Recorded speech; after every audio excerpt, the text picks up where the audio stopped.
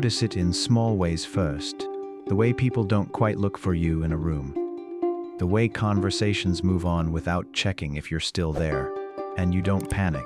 That's the part that should scare you. You feel a quiet sadness, then a numb acceptance. Like this is how it's supposed to be. So you make yourself useful.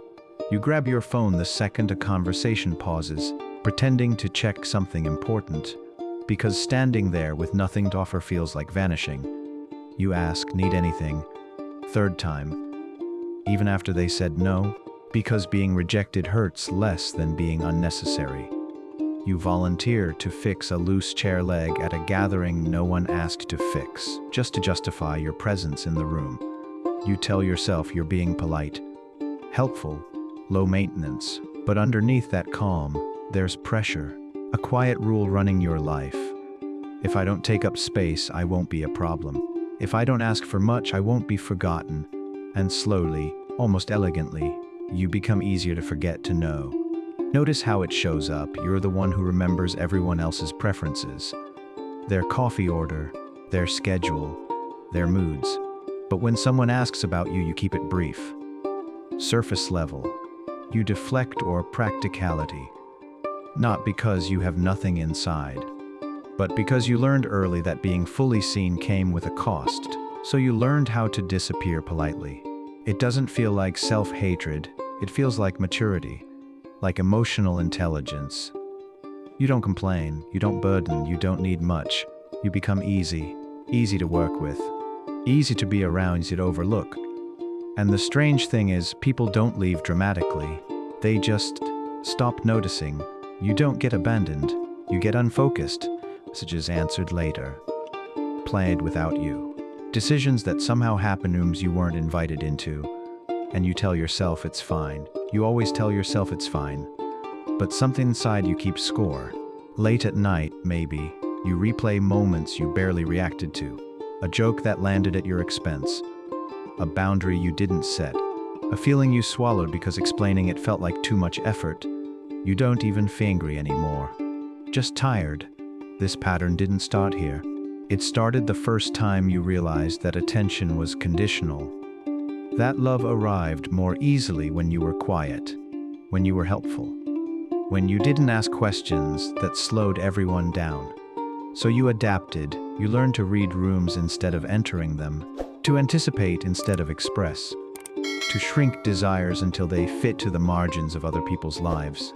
This is adaptive self-erasure, not dramatic, not obvious, just effective. It protects you from rejection by making rejection unnecessary. If you don't ask, no one can say no. If you don't need, no one can disappoint you. If you don't show much, no one can take much away. And for a long tarks. You survive relationships, you keep peace, you stay included. But something subtle begins to happen. You stop feeling known, not misunderstood, unknown. People can describe what you do but not who you are. They know you're reliable, kind, calm. They don't know what excites you, what angers you, what you secretly someone would notice without you having to say it out loud. And that's when the real question forms, not out loud, quietly, like a weight settling.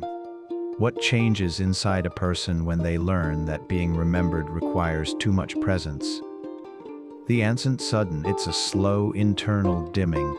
You stop checking in with yourself, because no one else seems to need that information. You stop naming emotions because they don't seem relevant to the role you play. You become fluent in a mission. At work, you take on tasks without being asked. In relationships, you wait to be chosen. In solitude, you distract yourself the moment a feeling starts to surface, because feelings take up space, and space feels dangerous. Notice how even now as you hear this, part of you wants to say, I'm fine. I don't need much. This isn't that deep. That reflex didn't come from nowhere. It once kept you safe. It kept you connected to people who only loved you when you were manageable. It kept conflict low. It kept disappointment quiet. But it also trained you to equate presence with risk. So you learned to be forgettable on purpose, not invisible that would hurt too much. Just softly removable. And the cost isn't loneliness in the obvious sense. It's something stranger. You're surrounded, but untouched, included, but unfelt, but not missed. And when someone tried to get closer, really closer, you tense. Because being known would require you to stop editing yourself.